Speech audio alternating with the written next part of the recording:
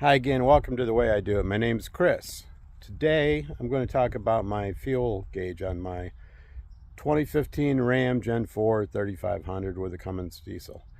I had a problem with my fuel gauge not working, like happens to so many people, and I kind of dismissed it as a regular problem, so, well, let me get into it.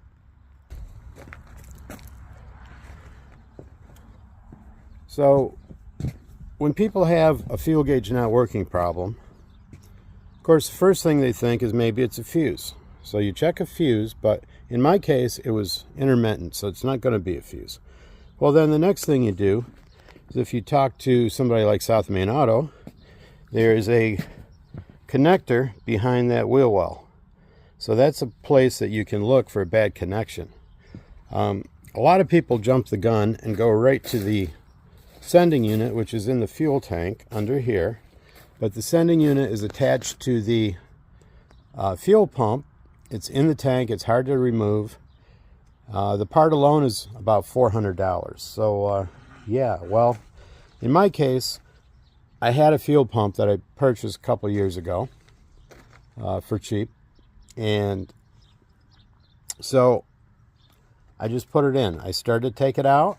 When I took the old one out, I checked the ohms on the fuel sending unit, and I compared it to the new one, and it functioned the same. So the next thing is I got under here and I took a look. Okay, so yeah, here's what I found. Okay, so my fuel gauge quit working on my 2015 Ram 3500 diesel Super Duty, and I figured after 375,000 miles, it was probably my sending unit that was going bad. I already had purchased one, so I thought, well, I'll just take and pull the trigger and install it, because I thought I had a fuel pump problem some time ago.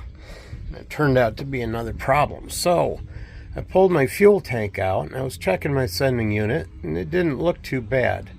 So I got under here and started peeking around, and this is what I found. Now this is kind of upside down. This is the top of the truck, but the fuel tank sits in here. Why on earth would Ram ever squeeze a wiring harness and two fuel lines with this? This is a return line, which is a lower one, and this is your main fuel line. And they have that squeezed right up against the fuel tank, rubbing. So, yeah, but you see that there? I think I might have found I think that might be my sending unit issue. So, yeah, I'm going to open that up and get a better look. All right there, so you can see I got the wiring harness up, and she ain't got no wire left. So yeah, I don't have the service data to give me the wiring harness and the colors, but yeah, and whatever this one is,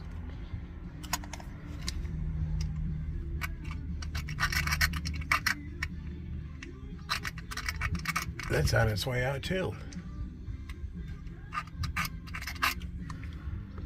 So, yeah, you got to be very careful. I was being very careful. And I did that little baby. So that's got to have a little fix to it. But, yeah. So, I'll put a splice in there, and look at these. The fuel lines.